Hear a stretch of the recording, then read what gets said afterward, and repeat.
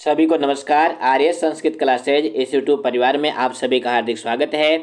प्यारे बच्चों, इस वीडियो में हम सभी क्लास 8 का जो कल और परसों संस्कृत का पेपर है उस पेपर की तैयारी के लिए अभ्यास प्रश्न पत्र यानी मॉडल पेपर सॉल्व करेंगे।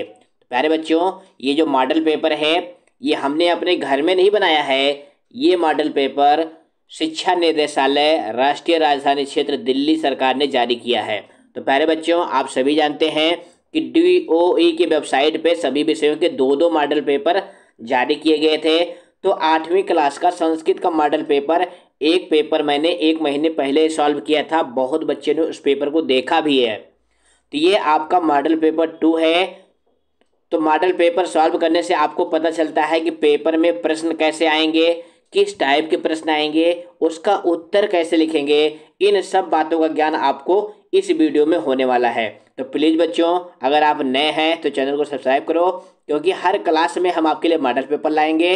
तो सब्सक्राइब करने से ये फ़ायदा होगा कि हमारी वीडियो तुरंत आपके पास पहुंच जाएगी।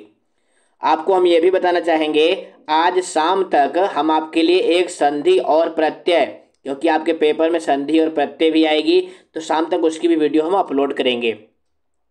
तो आते हैं सीधा टॉपिक पे। ये देखो बच्चों, ये आपका संस्कृत का मॉडल पेपर है। 60 नंबर का पेपर होगा, 2.5 घंटे का पेपर होता है। पहले क्वेश्चन में क्या आने वाला है? पहले क्वेश्चन में अपठित अनुच्छेद आएगा। क्या आएगा? अपठित अनुच्छेद। इसमें से आपको कितने नंबर के प्रश्न करने होंगे? 8 नंबर के। 3-4 टाइप के प्रश्न आएंगे। पहला टाइप क्या होगा? एक पदेन उत्तरत। इसमें आपको 3 करने होंगे। कुछ बच्चे इसमें गलती क्या करते हैं कि वो 1-2 प्रश्न लिख करके छोड़ देते हैं। तो आपको 3 प्रश्न कम से कम सॉल्व करने हैं। तो फटाफट पैसेज को पढ़ा देते हैं आपको। व्याघ्रः अस्माकं राष्ट्र पशु अस्ति। बाघ हमारा राष्ट्रीय पशु है। अयम अतीव मनोहरा, ये अत्यंत सुंदर है। अस्य शरीरे पीतकृशवर्णः पंक्तियां नितराम शोभन्ते, इसके शरीर पर पीले और काले वर्ण की पंक्तियां सुंदर लगती हैं। कदाचित अयम सघनेषु वनेषु निर्भयम विहरति अस्म, कभी ये घने जंगलों में निर्भय होकर के घूमा करता था।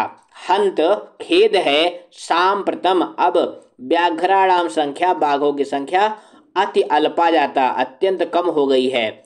व्याघ्र जातिम सर्वनाशात रक्षितुम, व्याघ्र जाति को सर्वनाश से बचाने के लिए वन पर्यावरण मंत्रालय अनेकान उपायान करोति, अनेक उपाय कर रहा है। परंतु सर्वे प्रयत्नाः निष्फला भवन्ति, सभी प्रयत्न निष्फल हो रहे हैं। कारणम किम, क्या कारण है? केषांचित् धूर्तानां लोभा, कुछ धूर्तों का लोभ। वनानां छेदनम चा, और जंगल का काटना।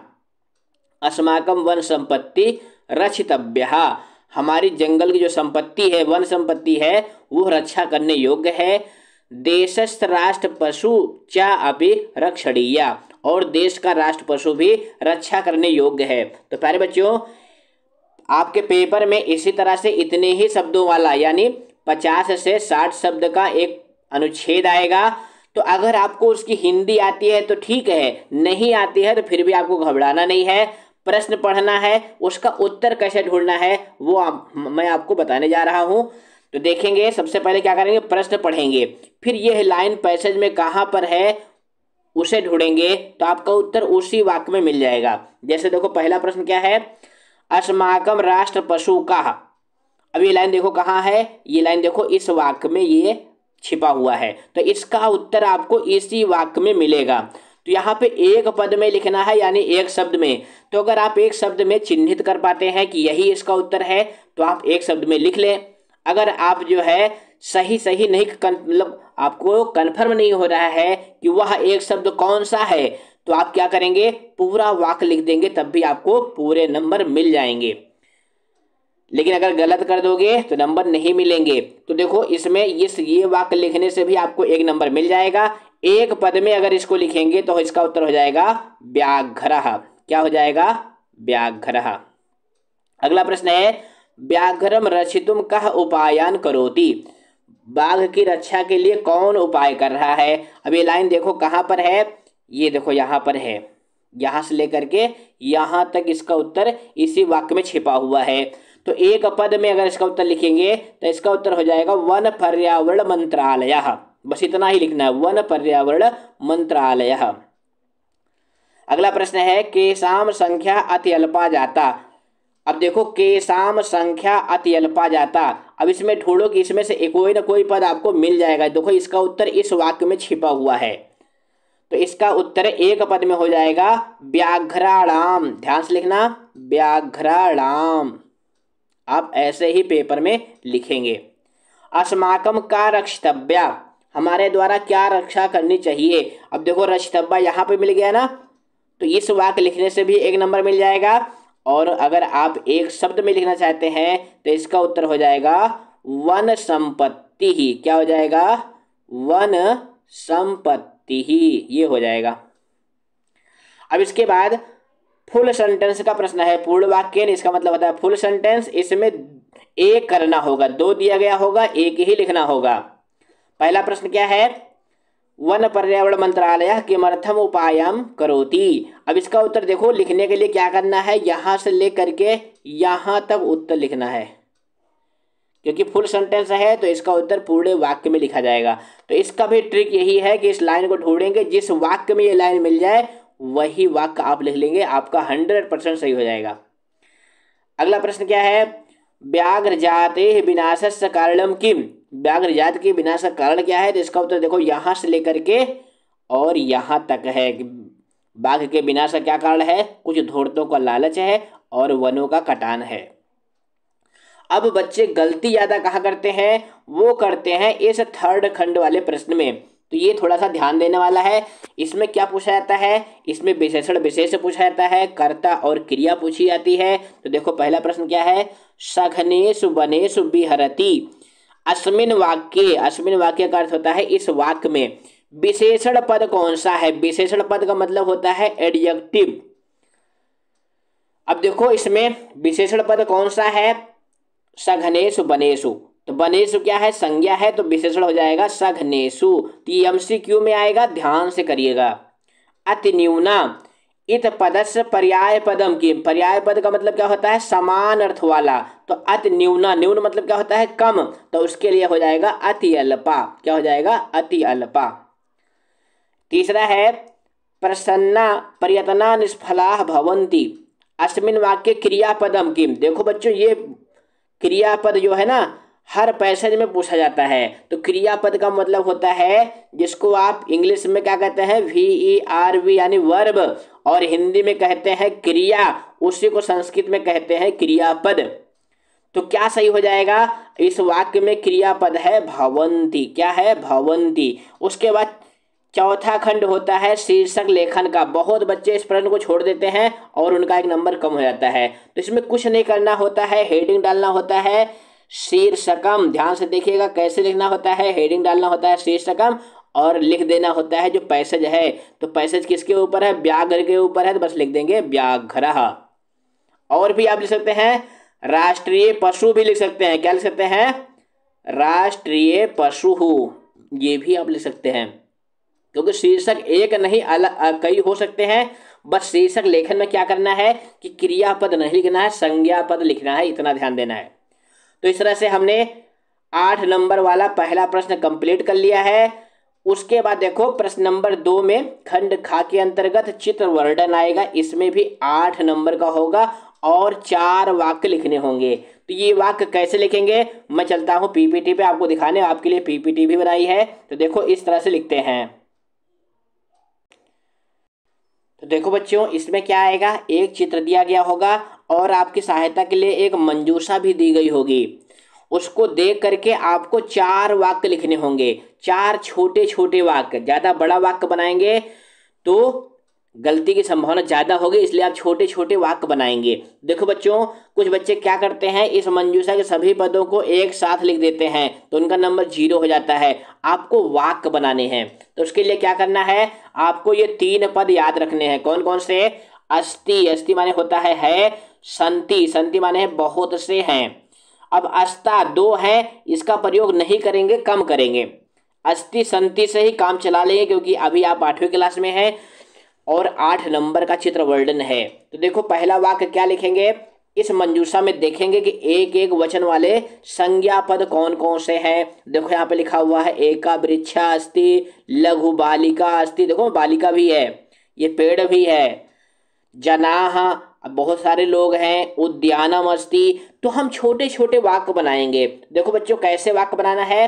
पहला वाक्य आप लिख सकते हैं चित्रे एकः वृक्षः अस्ति। अब यहाँ पे देखो चित्रे क्यों लिखा है, कुछ बच्चे क्या करते हैं ना, चित्रे को इस तरह से लिख देते हैं, चित्रई ही लिख देते हैं। कुछ बच्चे क्या लिख करते हैं, कुछ बच्चे जो है चित्रो लिख देते हैं। तो ये चित्रो चित्रे नहीं लिखना है, क्या लिखना है, चित्रे। चित्रई नहीं लिखना है, चित्रो नहीं लिखना है, चित्रे लिखना है। अब चित्रे क्यों लिखना है, चित्रे का मतलब होता है चित्र में। चित्रे का क्या अर्थ होता है, चित्र में, यानी इन द फिगर। अब क्या है, एकः वृक्षः अस्ति, अस्ति मतलब होता है एक है, तो एक वचन में एक वचनकर्ता के साथ अस्ति आएगा। और क्या है, चित्रे लघु बालिका अस्ति, देखो लघु बालिका है ना, चित्रे लघु बालिका अस्ति। और उसके बाद देखो हमने जनाह को ले लिया, अब ये बहुवचन का है तो इसके लिए लिखेंगे चित्रे जनाः सन्ति, क्योंकि यहाँ देखो कई लोग हैं। उसके बाद क्या लिखेंगे, चित्रे मार्गः अस्ति, यहाँ पे देखो ना सड़क है, अब सड़क के लिए क्या आता है, मार्गः। मार्गः को याद कर लेंगे, रोड को संस्कृत में क्या कहते हैं, मार्गः कहते हैं। तो चित्रे मार्गः अस्ति। और क्या लिख सकते हैं, चित्रे उद्यानम अस्ति, उद्यानम माने होता है बगीचा। तो इस तरह से यहाँ पे हमने 5 वाक्य लिखे हैं। आप भी कॉपी में 5 वाक्य लिखे, मान लो एक गलत हो गया तो बाद वाले 4 चेक करके आपको 8 में से 8 नंबर मिल जाएगा। इसके बाद जो आपका तीसरा प्रश्न होता है उसके पहले अथवा होता है, चित्र वर्णन के अथवा में एक टॉपिक दिया रहेगा, उसके ऊपर भी आपको 4 वाक्य लिखने होंगे और ये भी 8 नंबर का होगा। यहाँ पे मॉडल पेपर में टॉपिक क्या है, मम विद्यालयः, यानी मेरा विद्यालय। अब इसमें कुछ नहीं करना है, हो सके तो आप ये चित्र वर्णन वाला क्वेश्चन करिए, ये नहीं आ रहा है तब उसको करेंगे, क्योंकि चित्र वर्णन आसान होता है, ये आसानी से बन जाते हैं।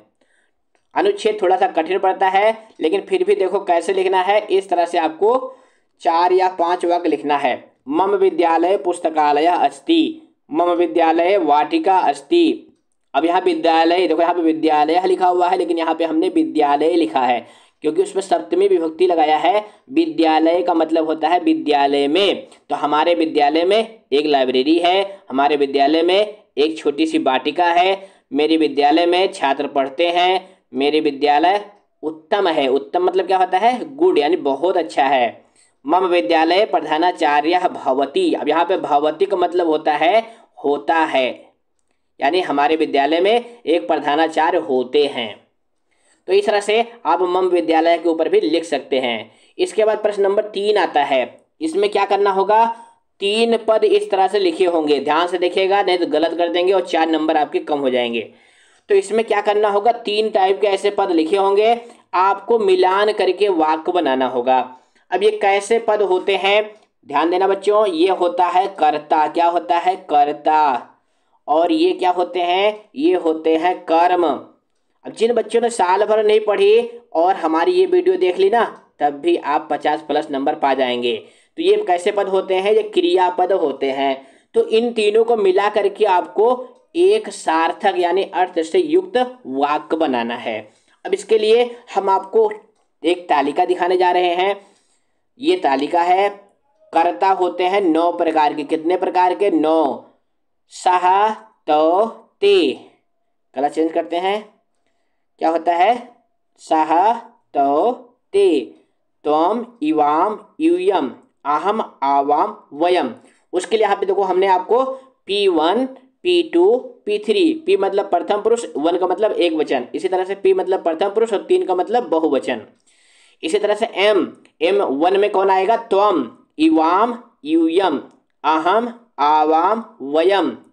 अब इसके साथ क्रिया, कौन सी क्रिया मेल होगी ये भी ध्यान देना, पठति पठता पठंती। अब P1 की क्रिया P1 सब्जेक्ट के साथ आएगी, इसी तरह से P3 की क्रिया P3 से आएगी, यानी ते पठंती तो पठता।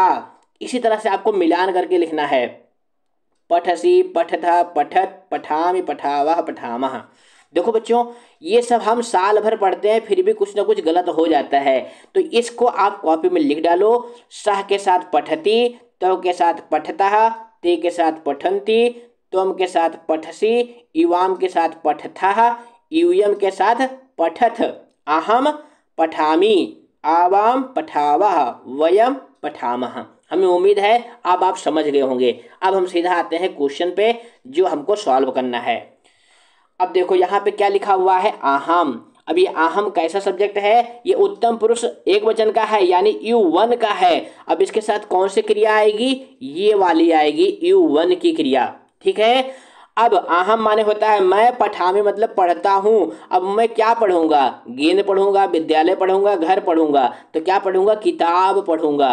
तो बस इन तीनों को मिलाया और हमारा एक वाक्य कंप्लीट। तो कैसे लिखना है कॉपी में, इस तरह से लिखना है, अहम पुस्तकम पठामी।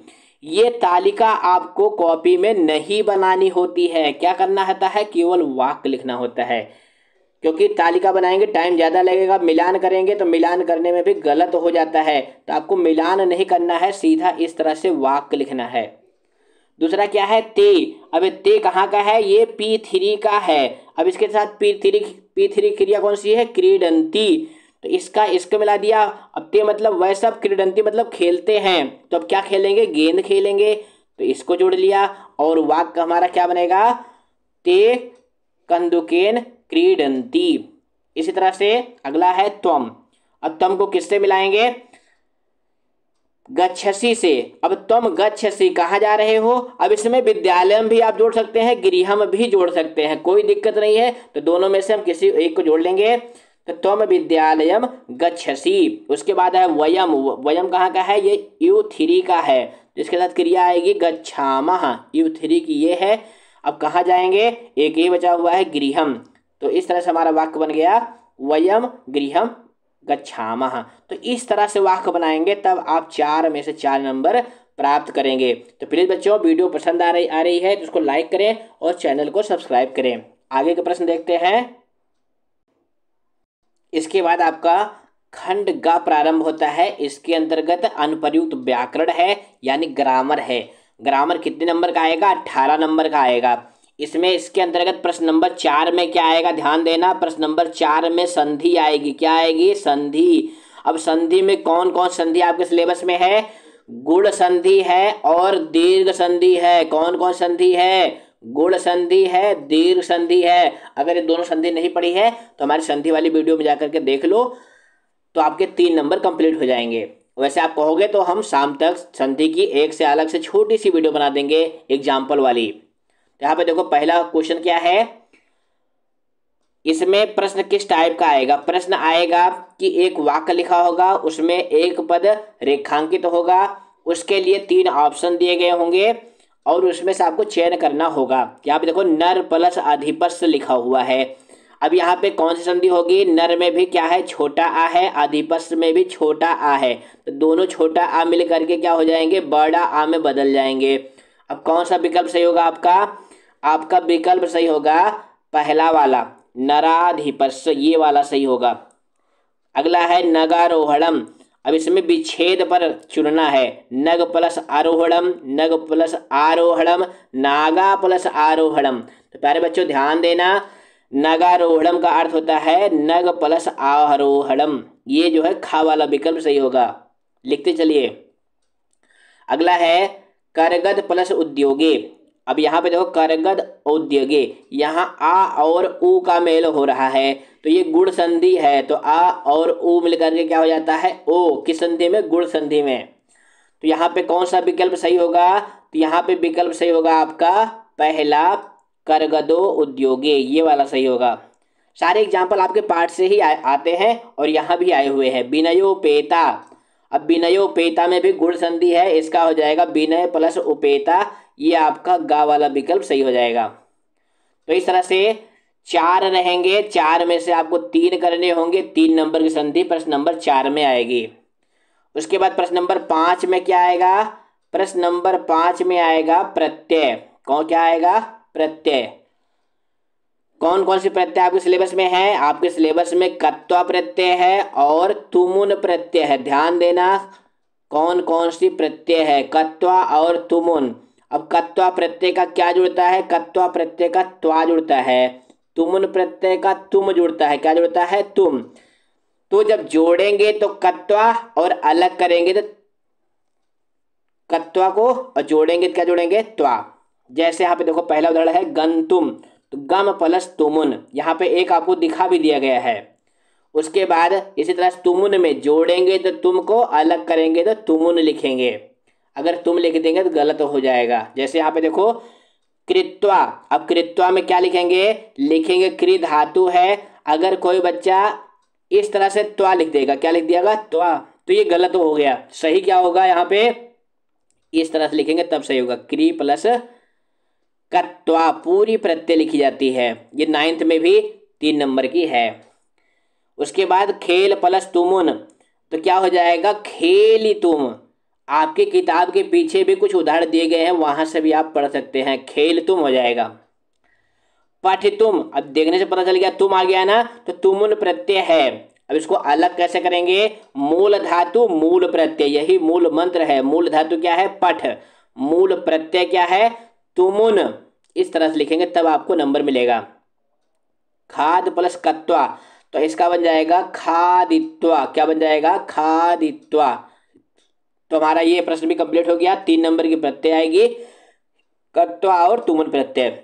इसके बाद प्रश्न नंबर 6 में क्या आएगा? अव्यय आएगा। क्या आएगा? अव्यय पद। रिक्त स्थान होंगे, मंजूषा में लिखे होंगे, आपको भरना होगा। तो पहले में देखो क्या भरेंगे? सत्यम जयते। अब इसमें क्या भरेंगे? एव, ये हमारा ध्येय वाक्य भी है, सत्यमेव जयते। विद्याम जीवनम व्यर्थम, अब 2 नंबर में क्या भरेंगे? वीणा। क्या भरेंगे? वीणा। देखो ना ब्रैकेट में लिखी मंजूषम दी गया है, तो 2 हमारा भर गया। जो भरता जाए उसको कैसे से काटते जाओ। अब 2 ही बचा हुआ है। रामः लक्ष्मणा, अब यहाँ पर क्या आएगा? चा। चा माने क्या होता है? चा माने होता है और, जिसको आप इंग्लिश में एंड कहते हो। समयम व्यर्थम, अब यहाँ पे चौथे में क्या भरेंगे? माँ। माँ मतलब होता है मत, समय व्यर्थ मत करो। क्यों? क्योंकि पेपर टाइम चल रहा है। तो इस तरह से अव्यय आप भरेंगे। 3 नंबर का अव्यय आएगा। उसके बाद प्रश्न नंबर 7 है। 7 में क्या आएगा? उपपद विभक्ति। क्या आएगा? उपपद विभक्ति। रेखांकित तो होगा, रिक्त स्थान होगा, भरे जाने वाले पद यहाँ पे लास्ट में लिखे होंगे। इसमें आपको विभक्ति लगाकर भरनी होगी। यहाँ पे देखो क्या लिखा हुआ है? परितः। परितः माने होता है दोनों ओर, तो परितः के योग में द्वितीय विभक्ति होगी। तो यहाँ पे देखो क्या सही होगा? विद्यालयेन विद्यालयस्य विद्यालयम।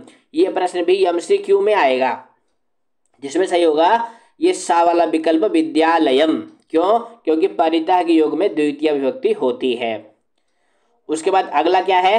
अहम सह विद्यालयम गमिष्यामि, मित्र। अब मित्र में क्या सही होगा? मित्रेण, क्योंकि सह माने होता है साथ। ध्यान से देखिएगा नहीं तो गलत हो जाएगा। सह माने साथ होता है और इसके योग में तृतीया विभक्ति होती है। उसके बाद तीसरा है नमः। अब जिसको नमस्कार करते हैं उसमें चतुर्थी विभक्ति लगाते हैं, तो देव को नमस्कार करना है तो हो जाएगा देवाय नमः। आप सभी सुबह उठते हैं तो करते हैं ना, सूर्याय नमः, गणेशाय नमः इत्यादि इत्यादि। चौथा है अभिता नदी वहती। अब यहाँ ग्राम है, यहाँ भी अभिता के योग में द्वितीय विभक्ति होगी, तो क्या हो जाएगा? ग्रामम। ये वाला विकल्प सही हो जाएगा। लिख करके प्रैक्टिस करते रहिए। प्रश्न नंबर 8 है। इसमें क्या आएगा? इसमें उचित शब्द रूप आएंगे। इसमें ब्रैकेट में 2-2 लिखे होंगे, आपको एक भरना होगा अर्थ के अनुसार। तो पहला वाक्य देखो क्या है? छात्रः लिखति। अब किससे लिख रहा है? कलम से। तो से मतलब क्या है? साधन। अब साधन का मतलब क्या होता है? ये हो जाएगा करण, और करण में तृतीय विभक्ति होती है, तो क्या हो जाएगा? कलमेन सही होगा। क्या सही होगा? कलमेन। मम ४० छात्राः सन्ति, मेरे 40 छात्र हैं। अब कहाँ पर है? क्लास में हैं, तो उसको क्या हो जाएगा? कक्षायाम। ये सही हो जाएगा। इसमें ये सही होगा, इसमें ये सही होगा। वने ऋषयः च मुनयः च निवसन्ति, तो यहाँ पे क्या भरेंगे? मुनयः। क्या भरेंगे? मुनयः। भारतवर्षे अनेकाः प्रवहन्ति, अब यहाँ पे क्या भरेंगे? नद्यः। अब कुछ बच्चे यहाँ पे बहुवचन नद्याः समझ करके गलत कर लेंगे, क्योंकि जो नदी शब्द है ना बच्चों, वो ईकारांत है। नदी, नद्यौ, नद्यः, उसका रूप चलता है। तो बहुवचन में क्या बनता है, नद्यः, तो इसलिए ये वाला सही होगा, नद्यः। इसी के खा के रूप में धातु रूप आएगा 3 नंबर का, यानी 8वें प्रश्न के खा में क्या आएगा, धातु रूप आएगा। तो यहाँ पर देखो त्वम कदा विद्यालयम, अब यहाँ पे देखो त्वम आया हुआ है, ये त्वम कहाँ का है, M1 का सब्जेक्ट है, तो इसके साथ क्या आ जाएगा, सी, गमिष्यसि, ये सही होगा। अहम, अब अहम क्या है, हाँ क्षम्यताम, यहाँ पे देखो बच्चों थोड़ा सा गलत हो गया, त्वम ये कैसा है, ये M1 का है और ये क्रिया भी M1 की है, तो ये सही होगा। अहम, अहम कैसा है, E1 का सब्जेक्ट है, तो यहाँ पे क्या आ जाएगा, पिबामी। तो अभी जो हमने आपको पीछे तालिका दिखाई थी ना प्रश्न नंबर 2 में, वो तालिका इस क्वेश्चन में भी काम आएगी। सर्वे छात्रा नित्यम प्रार्थना, अब छात्रा है ना, तो ये कैसे है, P3 का सब्जेक्ट है, तो यहाँ पे कुर्वन्ति, तीता अंति यानी कुर्वन्ति सही हो जाएगा। उसके बाद अंतिम है वयम भारत देशे, अब यहाँ क्या हो जाएगा, वसामः। क्यों, क्योंकि जो वयम है ये U3 का सब्जेक्ट है, तो इसके साथ जो क्रिया आएगी वो भी U3 वाली आएगी। इस तरह से हमारा ये भी प्रश्न कंप्लीट हो गया। अब आते हैं खंड घा में। खंड घा में क्या आएगा, पठित अवबोधन, जो आपकी पुस्तक है रुचिरा तृतीय भागा, उसमें से 22 नंबर के प्रश्न आने वाले हैं। तो प्रश्न नंबर 9 में क्या आएगा, एक गद्यांश आएगा, यानी जो आपकी पुस्तक में स्टोरी वाले पाठ हैं यानी गद्य वाले हैं। तो गद्य वाले कौन कौन से पाठ महत्वपूर्ण है वो मैं आपको बता देता हूँ बच्चों। तो इसके लिए आप क्या करेंगे, जो आपका 14वां पाठ है आर्यभट्टः, कौन सा पाठ, आर्यभट्टः, और अगला पाठ कौन सा है, सावित्रीबाई फुले, सावित्रीबाई फुले, ये दोनों पाठ इस क्वेश्चन के लिए महत्वपूर्ण है। किस क्वेश्चन के लिए, प्रश्न नंबर 9 के लिए। अब ये मॉडल पेपर है, तो इसमें देखो जो पैसेज आया हुआ है ना, पढ़ने से ही आपको पता चल जाएगा किस पाठ का है, आर्यभट्ट वाले पाठ का है।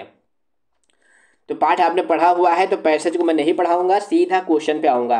तो पहला प्रश्न है सूर्य कस्याम दिशायाम उदेति, तो इसमें भी वही ट्रिक अपनाएंगे जो हमने आपको फर्स्ट क्वेश्चन में बताई थी, यानी इस लाइन को देखेंगे कहाँ पर है, तो देखो यहाँ पर है ना, तो एक पद में इसका उत्तर हो जाएगा पूर्व दिशायाम, क्या हो जाएगा, इसी को लिख लेंगे, पूर्व दिशायाम। अगला प्रश्न है महान गणितज्ञ ज्योतिर्विचाकः आसीत, बहुत बड़ा गणितज्ञ और ज्योतिषी कौन था। तो इसके लिए देखो यहाँ पे आया हुआ है महान गणितज्ञ ज्योतिर्विच आर्यभट्टः, तो एक पद में आर्यभट्ट लिख देंगे। मान लो एक पद में आप नहीं कन्फर्म हो पा रहे हैं, तो आप फुल सेंटेंस यानी पूरा वाक्य लिख देंगे, तब भी आपको 1 नंबर मिल जाएगा। इसके बाद इसका पूर्ण वाक्य है। अब यहाँ पे ध्यान देना, एक ही करना है, 2-2 दिया रहेगा, एक ही करना होगा। यहाँ पे आप देखते रहिएगा कितना करना है। पूर्ण वाक्य में क्या है, परंपरा प्रचलिता का रूढ़ी आर्यभट्टेन प्रत्यादिष्टा। अब देखो रूढ़ी और प्रत्यादिष्टा कहाँ पर है, तो यहाँ पर देखो ये लिखा हुआ है, यहाँ से लेकर के यहाँ तक फुल सेंटेंस वाले प्रश्न का उत्तर हो जाएगा का खंड वाले का, कि पृथ्वी स्थिर है, ये परंपरा से प्रचलित रूढ़ी उनके द्वारा देखी गई। उसके बाद अगला क्या है, नौकायाम उपविष्टा मानवा किम अनुभवती, नौका में बैठा हुआ मनुष्य किसका अनुभव करता है। तो इसका उत्तर प्यारे बच्चों देखो कहाँ पर है, ये पैसेज की जो अंतिम लाइन है यहाँ से लेकर के यहाँ तक लिखना है। तो इस तरह से आप प्रश्न पढ़ेंगे, पैसेज में उस लाइन को जहाँ मिल जाए वहीं से उसका उत्तर लिख लेंगे। बच्चे गलती ज़्यादा कहाँ करते हैं, गलती ज़्यादा करते हैं यथा निर्देशम वाले प्रश्न में, साखंड वाले में। यहाँ पे देखो क्या है, सूर्य अचला अस्ति, यहाँ पे विशेषण पद कौन सा है, तो विशेषण हो जाएगा अचलः, क्योंकि ये एडजेक्टिव है। स्थिरा, इसका विपरीत अर्थक पद पूछा गया है। विपरीत मतलब क्या होता है, अपोजिट, तो स्थिरा का अपोजिट क्या होगा, गतिशील, तो उसके लिए यहाँ पे आया हुआ है चला, क्या आया हुआ है, चला, ये सही हो जाएगा आ वाला। धरा, इसका समानार्थक पद पूछा गया है, तो समानार्थक पद मतलब होता है समान अर्थ वाला, तो धरा माने होता है पृथ्वी, उसी को वसुंधरा भी कहते हैं। उसके बाद प्रश्न नंबर 10 आएगा। प्रश्न नंबर 10 में क्या आएगा, जो आपकी पुस्तक में श्लोक वाले पाठ हैं, तो कौन कौन पाठ हैं जो श्लोक वाले हैं और महत्वपूर्ण हैं। तो उसके लिए मैं आपको बताना चाहूँगा कि जो आपका पाठ है, कौन सा पाठ है, नीत नवनीतम, कौन सा पाठ है? नीति नवनीतम। और कौन सा पाठ है? सदैव पुरतो निधेः चरणम। ये दोनों पाठ बहुत महत्वपूर्ण हैं इस प्रश्न के लिए, यानी प्रश्न नंबर 10 के लिए। अब यहाँ पे देखो जो श्लोक आया हुआ है, दृष्टपूतम निषेधपादम वस्त्रपूतम जलम पिबेत, ये किस पाठ का है? नीत नवनीतम वाला जो पाठ है ना, उस पाठ का श्लोक है। तो पाठ पढ़ा हुआ है, तो हम सीधा आंसर पर आते हैं। कीदृशम जलम पिबेत, अब यहाँ पे देखो ना, यहाँ पे लिखा हुआ है वस्त्रपूतम जलम पिबेत। तो अगर आप इतना भी लिख देंगे तब भी आपको नंबर मिल जाएगा। एक पद में अगर इसका उत्तर लिखना होगा तो लिखेंगे वस्त्रपूतम। क्या लिखेंगे? वस्त्रपूतम। दृष्टपूतम किम नसेत, तो इसका उत्तर यहाँ पे देखो ना, दूसरे वाक्य में है, क्या हो जाएगा? पादम। तो यहाँ भी दो दिए हुए हैं, एक ही करना है आपको। अगला पूर्ण वाक्य में क्या है? कथम समाचरेत, कैसा आचरण करना चाहिए। तो यहाँ से देखो इसका उत्तर यहाँ से लेकर के यहाँ तक है, मनः पूतम समाचरेत। अगला क्या है? कीदृशम वाचम वदेत, तो इसका उत्तर देखो यहाँ तक है। तो आप देख रहे हैं आधे का उत्तर फर्स्ट का है, आधा प्रश्न का उत्तर जो है सेकंड का है। बच्चे गलती कहाँ करते हैं? बच्चे गलती करते हैं इस शाखंड वाले में। वस्त्रपूतम जलम पीबेत, यहाँ पे क्रियापद पूछा गया है, तो क्रियापद क्या हो जाएगा? पीबेत। चरणम, इसका पर्याय पद, पर्याय मतलब क्या होता है? समान अर्थ वाला, तो हो जाएगा पादम। विशेषण पद चुनना है, तो विशेषण पद क्या हो जाएगा? सत्यपूताम। क्या हो जाएगा? सत्यपूताम, ये विशेषण हो जाएगा। उसके बाद प्रश्न नंबर 11। अब प्रश्न नंबर 11 में क्या आएगा? बच्चों देखो वीडियो बड़ी हो रही है, वीडियो इसलिए बड़ी हो रही है क्योंकि हम आपका 2.5 घंटे का पेपर सॉल्व करा रहे हैं। कितने का? 2.5 घंटे का पेपर सॉल्व कराएंगे तो कम से कम 30-40 मिनट तो लग ही जाएंगे, क्योंकि केवल उत्तर नहीं बताना है, आपको समझाना भी है। तो ये प्रश्न नंबर 11 में जो संवाद वाले पाठ हैं, अब संवाद वाला कौन कौन सा पाठ है? सबसे महत्वपूर्ण पाठ है सप्तभगिन्या। बहुत वीआईपी पाठ है ये पेपर की दृष्टि से, सप्तभगिन्या पाठ पढ़ा है, बहुत अच्छा है। उसके बाद कौन कौन से पाठ है? कह रक्षति कह रक्षिता, ये भी संवाद वाला ही पाठ है। और कौन सा पाठ है? जो आपका दूसरा पाठ है बिलस्वाड़ी न कदापि में श्रुता, वो भी इस प्रश्न में आ सकता है। तो 3 पाठ है, 3 में से सप्तभगिन्या ज़्यादा महत्वपूर्ण है, इसको आप जरूर पढ़ लेंगे। अब यहाँ पे जो पैसेज आया हुआ है, श्रृंगालः क्रवम कर्तुम आरब्धा, आपको पता चल गया भो बिल, तो किस पाठ में है? किस पाठ में है? बिलस्वाड़ी कदापि न में श्रुता, उस पाठ का ये पैसेज है। तो पाठ पढ़ा हुआ है, तो मैं पाठ को नहीं पढ़ाऊंगा, सीधा क्वेश्चन पे आऊंगा। श्रृंगालः किम कर्तुम आरब्धवान, अब यहाँ पे देखो किम कर्तुम आरब्धवान, तो इसका उत्तर देखो पैसेज में कहाँ है? पहले ही वाक्य में छिपा हुआ है, तो क्या हो जाएगा? रवम। क्या हो जाएगा? रवम। दूसरा प्रश्न है बिलम किम न स्मरति, तो यहाँ पे देखो क्या लिखा हुआ है? समयः, तो इसका उत्तर एक पद में हो जाएगा समयः। समयः माने क्या होता है? शर्त होती है समयः माने। इसके बाद फुल सेंटेंस का है, दूरस्था श्रृंगालः किम अकरोत्, दूर से श्रृंगाल ने क्या किया। तो इसका उत्तर जो पहला वाक्य है ना, वही इसका उत्तर है कि दूर से उसने शब्द करना प्रारंभ कर दिया। इसके बाद अगला प्रश्न क्या है? यद बिलम न आवये तदा श्रृंगाला किम करषति, यद बिल नहीं बुलाती तो श्रृंगाल क्या करता? तो वो दूसरी गुफा में चला जाता। ये कहाँ लिखा हुआ है? ये देखो बच्चों यहाँ पर लिखा हुआ है, यहाँ से लेकर के यहाँ तक इसका उत्तर हो जाएगा। इसमें भी जो शाखंड हो वाला होता है ना, उसी में बच्चे गलती करते हैं। यथा निर्देशम में शब्द, इसका पर्याय पद क्या है? तो पर्याय पद है रवम। रवम माने क्या होता है? शब्द। सदा समाआह्वनम करोति, इसमें क्रियापद पूछा है, तो क्रियापद है करोति। स्वामिनः सदा समाह्वनम करोति, इसमें अव्यय पद पूछा है, तो अव्यय पद हो जाएगा सदा। तो इस तरह से आप शाखंड वाला करेंगे तो गलती नहीं करेंगे। इसके बाद प्रश्न नंबर 12 आता है। प्रश्न नंबर 12 में क्या आएगा? एक श्लोक लिखा होगा 2 लाइन का, उसका अन्वय लिखा होगा। अन्वय मतलब क्या होता है कि श्लोक में क्रिया कहीं होती है, कर्ता कहीं होता है, उसी को व्यवस्थित करने की जो क्रिया है ना, उसी को अन्वय कहते हैं।